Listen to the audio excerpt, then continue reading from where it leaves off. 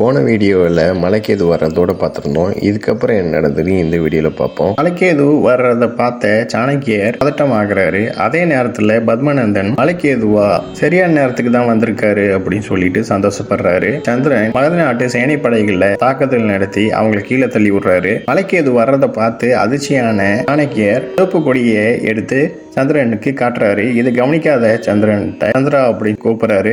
சந்திரன் கூப்பிட்ட உடனே சந்திரன் பாக்குறாரு. அவர் தொடர்ச்சியா சிவப்பு கொடியை காட்டுறாரு. சந்திரனுக்கும் ஒண்ணு புரியாம பார்த்துட்டு இருக்காரு. சாணக்கியர் போர் நடக்கிற இடத்துக்கே வந்து நம்ம இங்க இருந்து உடனே கிளம்பணும் சொல்றாரு. யுத்த பூமியில இருந்து நம்ம கிளம்பணுமா அப்படின்னு சந்திரன் கேட்கிறாரு. ஆமா, நேரமாக்காம இங்க இருந்து கிளம்பலாம் வா அப்படின்னு சாணக்கியர் சொல்றாரு. இவங்களை பாருங்க, நம்மளை நம்பி இத்தனை சேனைப்படைகள் வந்திருக்கு அப்படின்னு சந்திரன் சொல்றாரு. விவாதிக்க வேண்டிய நேரம் இல்ல, நம்ம இப்பயே கிளம்பணும். மலைக்கேதுவோட சேனைப்படைகள் எல்லாரும் நம்மள 4 இடத்துலயும் சூழ்ந்து நின்று தாக்கிட்டு இருக்காங்க அப்படின்னு சாணக்கியர் சொல்றாரு. சந்திரன் வந்து முடியாது, எதுவுமே இல்ல, என்னால தாக்குதல் பண்ண முடியும், உங்க சிஷ்யர் மேல நம்பிக்கை வைங்க, நீங்க தானே எனக்கு கத்து கொடுத்தீங்க அப்படின்னு சந்திரன் சொல்றாரு. ஆனா மலைக்கேதுவும் என்னோட சிஷ்யன், நீ ஞாபகத்துல வச்சிரு, வேகத்தோட விவேகம் தான் முக்கியம். நம்ம மகத நாட்டோட தான் போர் புரிய வந்தோம். ஆனா இந்த மகத நாடு தனியா போர் புரியல. இப்ப நீ திரும்பலைன்னா உன்னை கொன்றுவாங்க.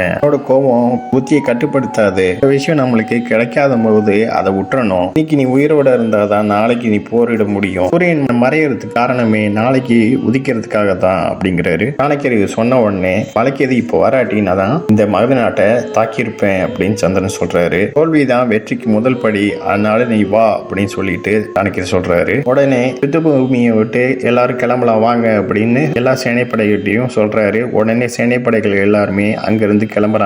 அடுத்த காட்சியில சந்திரனோட படை வீரர்களும் சந்திரனும் சாணக்கியரும் போறதை பார்த்த மலைக்கேது, குலோய்களே, எதுக்கு இங்க இருந்து போறீங்க, முடிஞ்சா என்னைய எதிர்த்து போரிடுங்க அப்படின்னு சொல்றாரு. இதை பத்மானந்தன் சந்தோஷமா பாக்குறாரு. இதுக்கப்புறம் மலைக்கேது வெற்றி நமதே அப்படின்னு சொல்லிட்டு கோஷம் போடுறாரு. இதுக்கப்புறம் வெற்றிக்கான கோஷம் போடுறாங்க. இதை பார்த்த அவந்திகா, நந்தினி, தனநந்தனோட மனைவி எல்லாருமே சந்தோஷப்படுறாங்க. அடுத்த காட்சியில அரசவை காமிக்கிறாங்க. அங்க பத்மானந்தன், இங்க நம்ம அமர்ந்து இருக்கிறதுக்கு காரணமே மலைக்கேது தான். நானும் மகத நாடும் மலைக்கேதுவுக்கும் மலைக்கேதுவோட படை வீரர்கள் நன்றி தெரிவிச்சுக்கிறேன். மலைக்கேதுங்கிற வருங்கால மகத நாட்டு மருமகனை நான் பாராட்டுறேன் அப்படிங்கிறாரு. நந்தினியோட அண்ணி, அவரை பார்த்த உடனே உனக்கு ஆனந்தம் வந்திருக்குமே அப்படின்னு நந்தினி பார்த்து சொல்றாங்க. ஆனா நந்தினி முகத்தை சுழிச்சுக்கிறாங்க. இன்னைக்கு நம்மளுக்கு கிடைச்ச வெற்றியை அவருக்கு சமர்ப்பிக்கிறேன், இது மட்டும் இல்லாம அவரை கௌரவிக்கவும் செய்யறேன் அப்படின்னு சொல்லிட்டு மலைக்கேதுவை கூப்பிட்டு வந்து இவரோட வீரத்தை பார்த்து நான் ரொம்ப மகிழ்ச்சியானேன்,